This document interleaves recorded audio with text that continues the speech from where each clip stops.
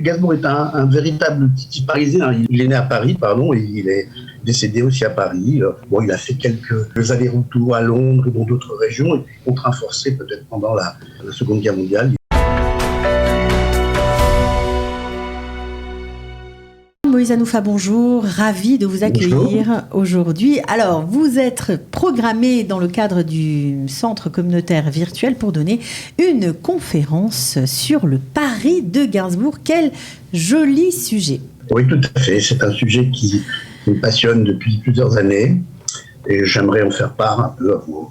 Alors, Gainsbourg a fait, bien sûr, alors je crois qu'on est proche, ou en tout cas on vient de dépasser son 30e anniversaire, le 30e anniversaire Exactement. De sa disparition, voilà, et évidemment, j'imagine que vous allez nous parler bien sûr de Paris, mais aussi des chansons, des lieux mythiques qu'il a habités. Voilà, c'est un parcours virtuel, à partir de tous les lieux qui ont vraiment intéressé Gainsbourg. Gainsbourg est un véritable titi parisien. Il est né à Paris, et il est décédé aussi à Paris. Bon, il a fait quelques allers-retours à Londres et dans d'autres régions, et puis contraint forcé peut-être pendant la Seconde Guerre mondiale. Il a été se cacher avec sa famille dans un petit village de la Haute-Vienne. Mais sinon, il est vraiment resté pratiquement toute sa vie sur Paris. Oui, il y a des lieux emblématiques comme la fameuse rue de Verneuil. J'imagine que vous allez en parler, évidemment. Bien sûr. Que tout le monde connaît. Il y a des lieux qui sont moins connus, bien sûr. Et puis, indépendamment des lieux dans lesquels il a vécu, il y a aussi tous les studios parisiens où il a enregistré quelques albums, la plupart de ses albums. Et donc là, on va en parler. Alors bien sûr, on va aussi parler de la Cité internationale des arts, dans laquelle il a connu la fameuse Brigitte Bardot, l'hôtel de Esmeralda, où il a connu Jane Birkin, etc. C'est un parcours qui, effectivement, normalement se fait à pied. Là, on va le faire de manière virtuelle. Alors, est-ce que c'est un parcours prétexte pour parler de sa vie, pour raconter comment il composait, pour parler de ses chansons? Est-ce qu'on va aussi entendre de la musique? On va entendre un certain nombre de chansons, des chansons très connues. Une chanson qu'il a enregistrée dans un premier temps avec Brigitte Bardot, mais qui n'est jamais passée sur les ondes jusqu'à aujourd'hui. Maintenant, c'est un peu plus facile, mais c'est la fameuse chanson « Je t'aime moi non plus ». Et puis, on va aussi parler de chansons très très méconnues de beaucoup de Français qui s'appellent « Le sable et le soldat ». En Israël, les francophones la connaissent bien parce que ils se sont... Les juifs francophones. Voilà, ils ont été... Oui, les juifs francophones. Ils ont été vraiment ravis et charmés par cette histoire rocambolesque. Il faut bien le dire, c'est une histoire incroyable qui existe autour de toute cette chanson.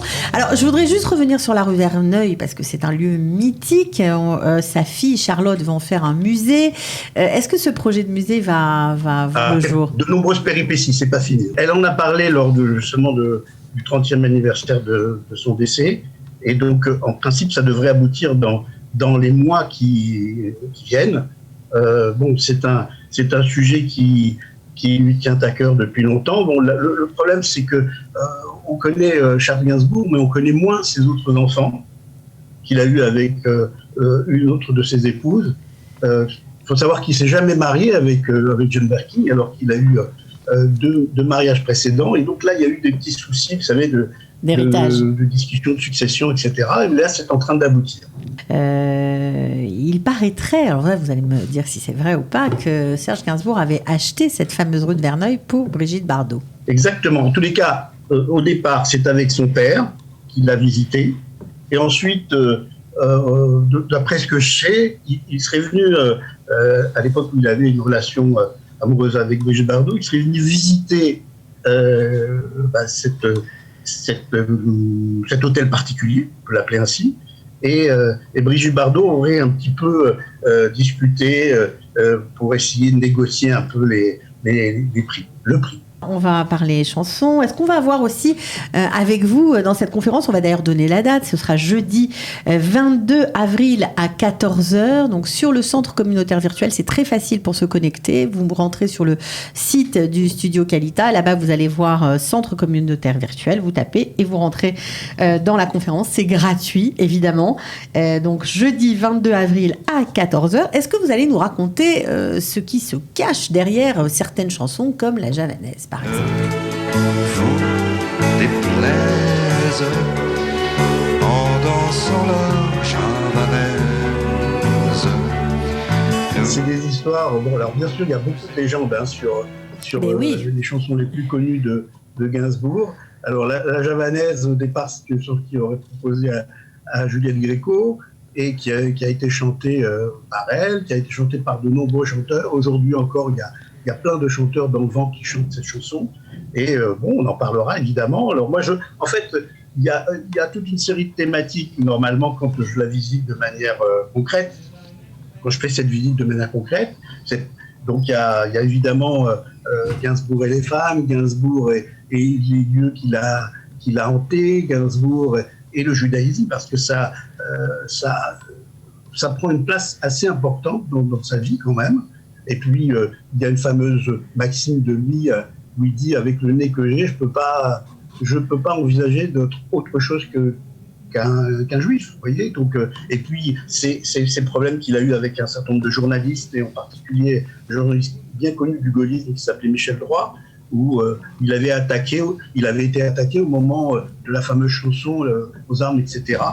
Donc voilà, toute une série de petites anecdotes. Alors ça n'a rien d'une conférence académique, hein. C'est un parcours. Bien sûr, c'est un parcours pour les fans, on va dire.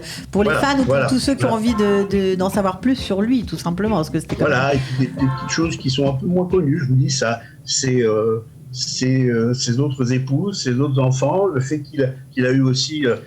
on le sait peu, hein, mais il est né en même temps qu'une de ses sœurs, que sa sœur jumelle, le 2 avril 1928, à l'Hôtel Dieu, donc encore un lieu important dans Paris. Vous voyez, donc toutes ces petites choses qui font la vie de Gainsbourg et qui intéressent les personnes qui ont aimé Gainsbourg et Gainsbar. Alors évidemment, il y a le côté provocateur de Gainsbourg qui sera évoqué avec le fameux billet de 500 francs qu'il aurait brûlé lors d'une émission bien connue d'actualité, etc. Voilà, tout ça. Alors j'imagine que vous allez aussi faire un petit tour dans son bar préféré, dans un fameux hôtel parisien. L'hôtel, le nom m'échappe, il a passé quelques temps dans cet hôtel, et il avait aussi un restaurant qui était tout près de la rue de Verneuil, rue des Saints-Pères, et le Café de Paris, où il avait ses habitudes, où il arrivait